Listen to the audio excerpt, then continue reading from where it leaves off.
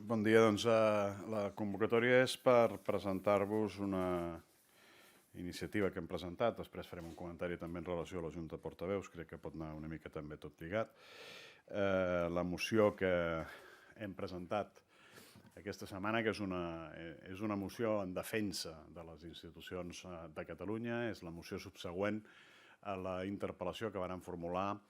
al ple de la setmana passada en relació a l'Assemblea d'Electes de Catalunya. És una moció que després us repartiran, en el que, en línies generals, es rebutja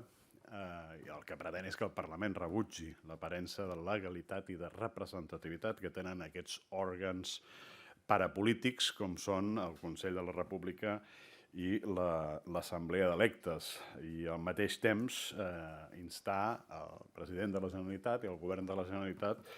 a que deixin de participar d'aquests òrgans que no tenen ni legitimitat ni tenen representativitat i que l'únic que busquen és confondre a la ciutadania. També en aquesta mateixa moció donem una nova oportunitat als grups que donen suport al govern i al mateix govern per tal de condemnar la violència que s'ha exercit les darreres setmanes als carrers, especialment de Barcelona, però en general de tota Catalunya. Avui mateix hem tingut un altre episodi amb una autopista i creiem que és important aquesta condemna que sigui el més rotunda possible. I en aquest sentit, si m'ho permeten, per il·lustrar la necessitat i la importància d'aquesta condemna, doncs recordar que, per exemple, ahir mateix, en l'acte que celebrava Foment del Treball, el mateix president de Foment del Treball reivindicava aquesta condemna sense pal·liatius per, sobretot, les afectacions que això podia tenir sobre l'economia i, per tant, sobre el benestar social dels catalans. I en aquest sentit, advertir dels riscos que s'han posat en públic, han compartit en públic els dirigents de les principals empreses automobilístiques de Catalunya, com són SEAT i Nissan, en relació a les dificultats de poder mantenir l'activitat productiva a Catalunya si continuen determinades actituds i determinats actes violents. Però no només hem de parlar dels que hi són, sinó també dels que podien haver estat i no hi són. També hem conegut ahir, de forma més o menys formal, la decisió de Tesla de no construir la fàbrica que tenia prevista a Europa, no fer-la a Barcelona o a l'entorn de Barcelona, que era una de les previsions que hi havia al damunt de la taula,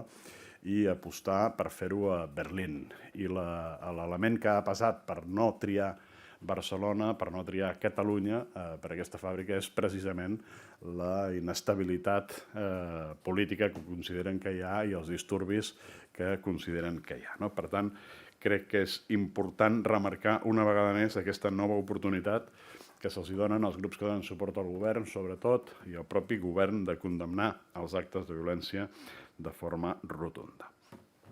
Un altre dels elements que introduïm també en aquesta moció és el de demanar-li al govern que no faci deixadesa de les seves funcions, sobretot en relació amb la personació en totes aquelles causes que es puguin obrir dels expedients que durant tots aquests dies s'hagin obert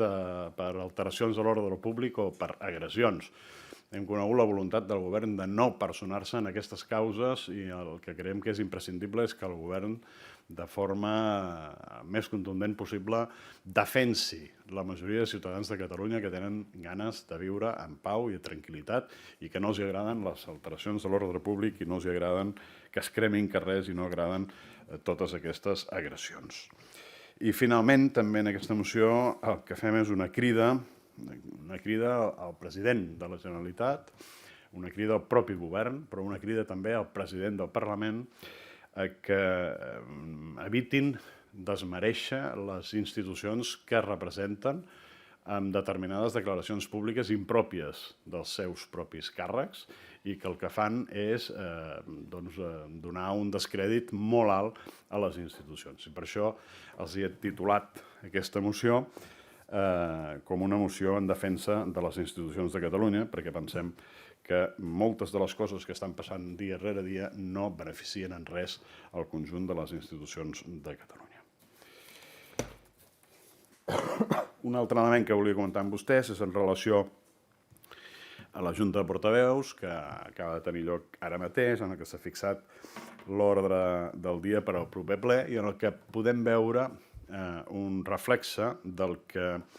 precisament en la interpel·lació sobre l'Assemblea d'Electes de Catalunya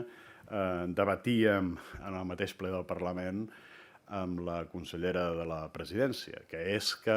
sembla ser que els grups que donen suport al govern i el propi govern els hi fa nosa l'oposició i, per tant, busquen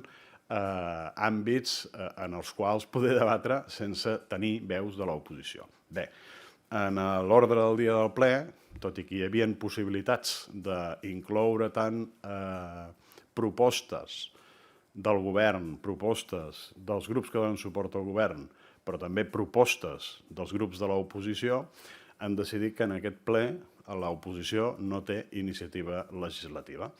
i han acordat únic i exclusivament debatre un projecte de llei, el de l'impost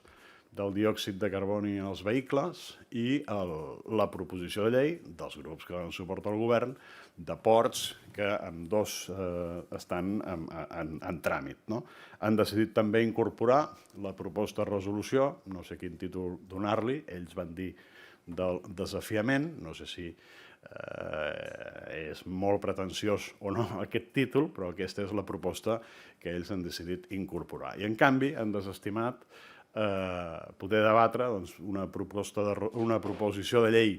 que varen presentar el Partit Popular per tal d'eliminar els barracons a les escoles o una altra proposició de llei que ha proposat el grup de Ciutadans en relació a la violència contra les dones.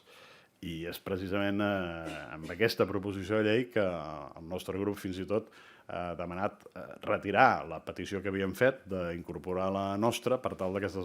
debatés la proposta de Ciutadans, atès que el proper dilluns és el dia contra la violència contra les dones i per tant enteníem que era molt oportú que en aquest ple hi pogués haver aquest debat. Però la majoria dels grups separatistes han decidit,